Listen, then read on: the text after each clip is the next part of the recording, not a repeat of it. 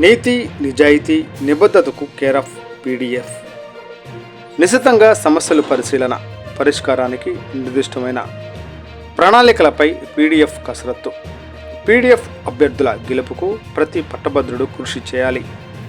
MLC K S Lakshmanarao ప్రజా సమస్యలను నిశితంగా పరిశీలించి పరిష్కారంపై స్పష్టమైన అవగాహనతో నిర్దిష్ట ప్రణాళికతో ముందుకు వెళ్లే పీడిఎఫ్ అభ్యర్థుల గెలుపు కోసం అన్ని ప్రజా సంఘాలు ఏకతాటిపైకి రావాలని ఉమ్మడి కృష్ణా గుంటూరు జిల్లాల పట్టభద్రులు నియోజకవర్గం ఎమ్మెల్సీ ఎన్నికల్లో పీడిఎఫ్ అభ్యర్థిగా ఉద్యోగ ఉపాధ్యాయ ప్రజా ఉద్యమ సంఘాలు బలపరిచిన అభ్యర్థిగా పోటీ చేస్తున్న నేపథ్యంలో మొదటి ప్రాధాన్యత ఓటు వేసి గెలిపించాలని కెఎస్ లక్ష్మణరావు కోరారు.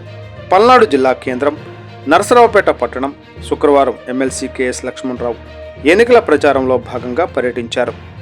పర్యటన భాగంగా ఏర్పాటు చేసిన విలేకరుల సమావేశంలో ఆయన మాట్లాడుతూ ఈ నెల 27న జరిగే ఎన్నికల నేపథ్యంలో గద్దె చలమయ్య, ముజఫర్ అహ్మద్, కట్ట కోటేశ్వరరావు, డి శివకుమారి, ఎస్ ఆంజనేయ నాయక్, సిలారు మసూద్ తదితరులు పాల్గొన్నారు.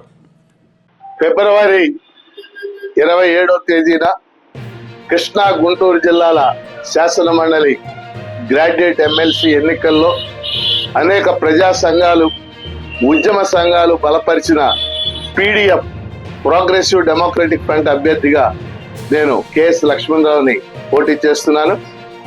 2007లో ఆంధ్రప్రదేశ్లో శాసన మండలి తిరిగి పునరుద్ధరించిన తర్వాత మేము పీడిఎఫ్గా ఏర్పడి ఇప్పటికి 14 మందిని పీడిఎఫ్ ఎమ్మెల్సీలుగా గెలుపొందాం. గత 18 సంవత్సరాలుగా కూడా మేము చాలా స్పష్టంగా నిజాయితీగా నిబద్ధతతో పనిచేసాం.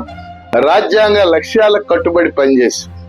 అంతేకాకుండా సమాజంలో ఉన్నటువంటి ఉద్యోగులు, ఉపాధ్యాయులు, పెన్షనర్లు, కార్మికులు, అసంఘటిత కార్మికులు, కాంట్రాక్ట్ ఉద్యోగులు, అవుట్సోర్సింగ్ ఉద్యోగులు, నిరుద్యోగులు, ఇరిగేషన్, అలానే కౌలు రైతులు ఇలా ఎవరికి సంబంధించిన అంశాలైనప్పటికీ కూడా శాసన మండలిని వేదికగా చేసుకుని మేము ప్రాతినిధ్యం చేశాం.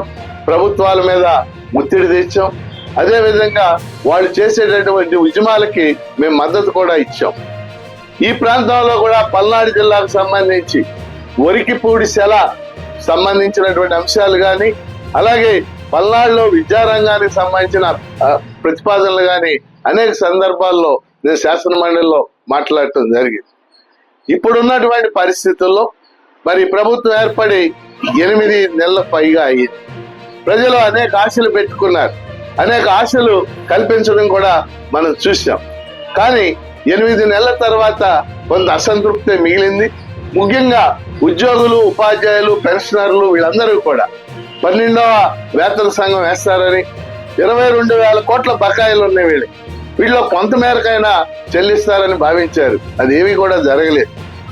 అలాగే ముఖ్యమంత్రిగా చంద్రబాబు నాయుడు గారు తమ తొలి సంతకం డిఎస్సికి సంబంధించి 16,347 పోస్టులు భర్తీ చేస్తామని తొలి సంతకం చేశారు.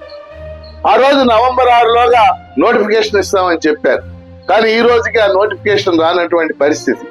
నిరుద్యోగులు అందరూ కూడా అసలు 16,347 పోస్టులు ఉంటాయా లేవా అని భయపడుతున్నటువంటి పరిస్థితిని కూడా మనం చూస్తా ఉన్నాం. అలాగే విద్యారంగానికి సంబంధించి ఆ రోజు జీవో నెంబర్ 117 ఇచ్చారు. ప్రభుత్వ అధికారులకు వచ్చిన వారం రోజుల్లో జీవో నెంబర్ 117 రద్దు చేస్తామన్నారు. ఈ రోజుకి జీవో నెంబర్ 117 కొనసాగుతుంది. అంతేకాదు జీవో నెంబర్ 117 ప్రత్యామ్నాయంగా కొన్ని ప్రతిపాదనలు చేసింది ప్రభుత్వం. ఆ ప్రత్యామ్నాయాలు చూస్తే అవి మరింత వినాశకరంగా విద్యారంగా ప్రభుత్వ పాఠశాలలు దెబ్బతీసేగా ఉన్నాయి.